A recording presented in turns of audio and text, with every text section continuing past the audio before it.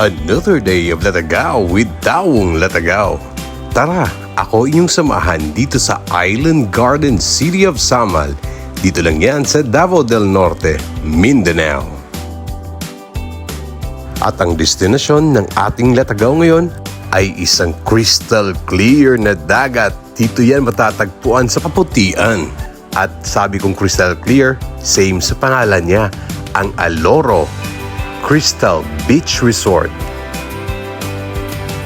Kung plano ninyong mag-team building ay napakaganda dito at pwedeng-pwede talaga. Team building, family bondings, o birthday ba ng barkada na kailangan i-celebrate sa dagat, okay na okay dito mga kalatagaw sapagkat ang Aloro Crystal Beach Resort ay nag-o-offer ng napakaraming rooms. Hindi lang rooms, may mga cottages din sila. At kung hindi nyo naman trip mag-cottage or mag-rooms, kung may dala naman kayong tent, ay pwede kayong mag-tent sa tapat ng seashore. Gaya sa sinabi ko kanina na crystal clear ang dagat, totoo po yun. At saka, isa pa sa pinamaganda, ang liliit na butil ng white sand nila. So mag-i-enjoy ka talaga sa dagat nila.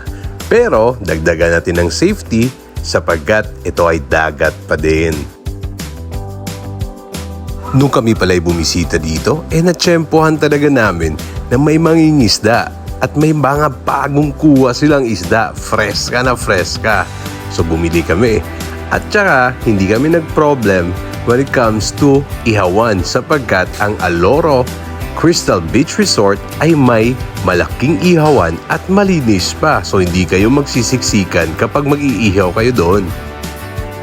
Dito pala sa Aloro ay nagpaparenta sila ng mga floating devices kagaya ng mga life vest at saka mga raft. At hindi lang raft, kasali na rin doon ang kayak. Now how to get here? Of course, ang ginamit ko na naman ay si Google.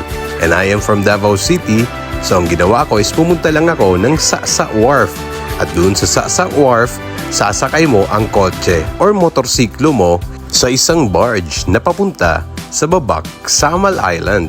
Now, how much is the fare? Ang fare po ay 250 pesos ang nabayaran ko. May kasama kasi ako. Pero kung vehicle alone lang, pati ikaw ang driver, 200 pesos lang yan.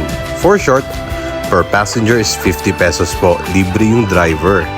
Now, pagbaba mo dun sa Babak, magbabiyahe ka pa papunta ng Kaputian. Ang Aloro kasi is located in Kaputian. And don't you worry, kapag ikaw babiyahe galing Babak papunta ng Kaputian, ay may mga signage naman. And it took me 25 to 30 minutes lang at mararating mo na ang Aloro. Hanggang sa susunod na Latagaw na naman mga kalatagaw. Paalam!